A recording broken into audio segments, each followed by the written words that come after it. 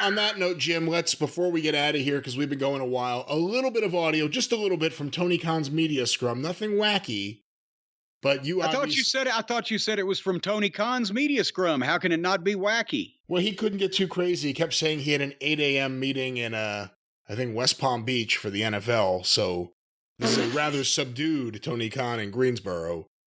Let's go to some audio here. All right, listen, while we have some time, let's talk Sting. Let's talk about you as a fan. We know Tony Khan is... That's Renee Moxley Good. She's now hosting the media scrum the way they have Byron Saxton hosting it in WWE. And she's dressed like one of the Rockers. She's wearing more ridiculous stuff each and every week. I think, you know what? One of her best friends fancies themselves a designer, I bet you. She thinks like, this is my chance. This guy will let anyone do anything. I've always wanted to be a star or at least dress like one. Now I could do it. But let's go back to her question. A huge wrestling fan. That's why we're here. That's why we have AEW. But for you to be able to be a part of Sting's final match, what did that mean for you? We got to see you out in the ring with him, but talk to me about some of that. Well, it was... No, we didn't get to see it. I wish we would have seen that. How come that was cut off? Did they make everyone sign an NDA? Let's go back to this. Most exciting and the best night I've ever had in wrestling, Renee. I grew up as a huge Sting fan, and to be here tonight in the Greensboro Coliseum, I felt like it was the right place at the right time. When I talked to Sting about when he wanted to go out and how he wanted to go out, it felt like this was the right time, the right place, and I feel like we have just done everything perfectly. It was a perfect night, and top to bottom, I thought it was AEW's best show. The build and the way we got to the pay-per-view, I thought it was the best show we've ever done. And top to bottom, it was a perfect night, and you couldn't have asked for anything better, which is perfect because we were perfect. He's used perfect 4 times. We didn't even see the goddamn speech. How can that be perfect? We did everything perfect except show the pay-per-view buyers what they paid to see. What?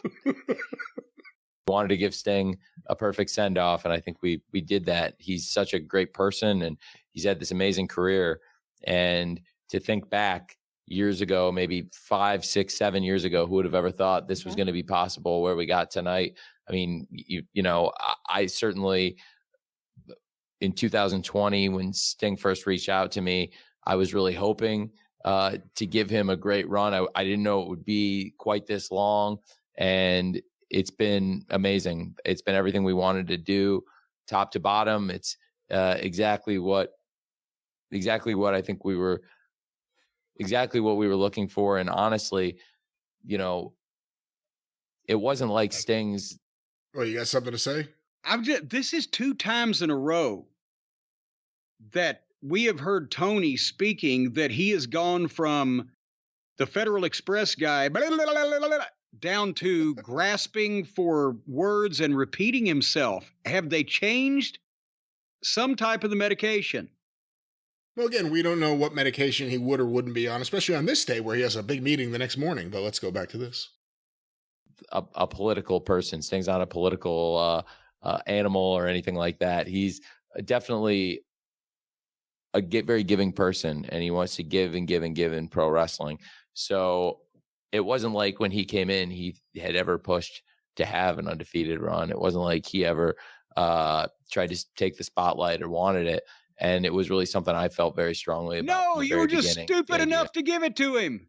Of Sting coming back and having this run and giving him the undisputed spotlight and really give him the best run ever in AEW. Sting went out undefeated.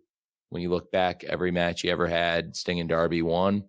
And it really built to a great moment in Phoenix when Sting and Darby won the championship. And that could have been it. But then, of course, it led to the setup for what I thought was the best send-off ever in pro wrestling, what we did tonight for Sting.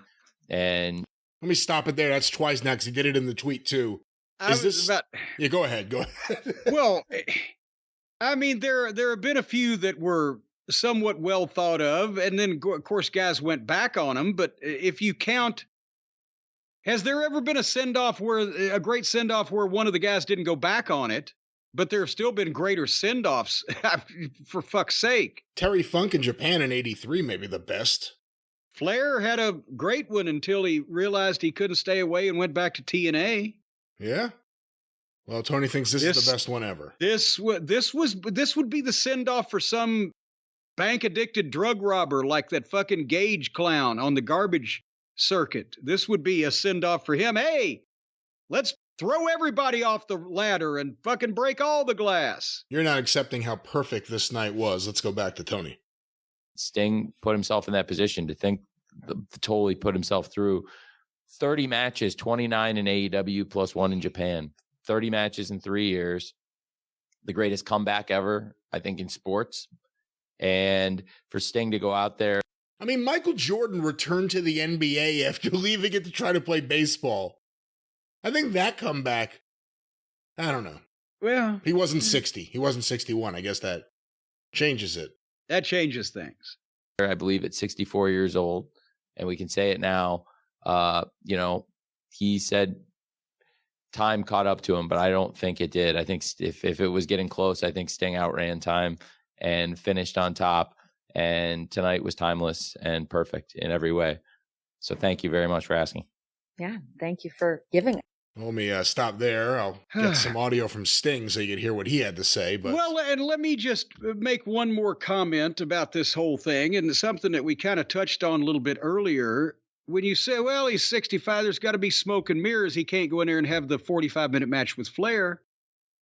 So this is the way they smoke and mirror it up, which kind of proves the point that I've been making for years and years since I've been talking about this stuff, since they've been doing it.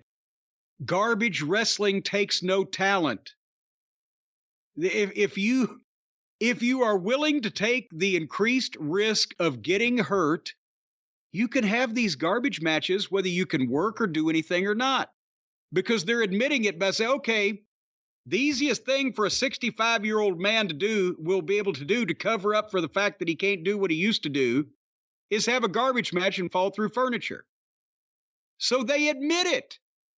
Whenever they have someone that cannot perform up to a professional standard, they put them in a garbage match, because that's the great equalizer. You do not have to have talent at professional wrestling to have a garbage wrestling match. It's easy. Just be willing to get hurt. Prove my point.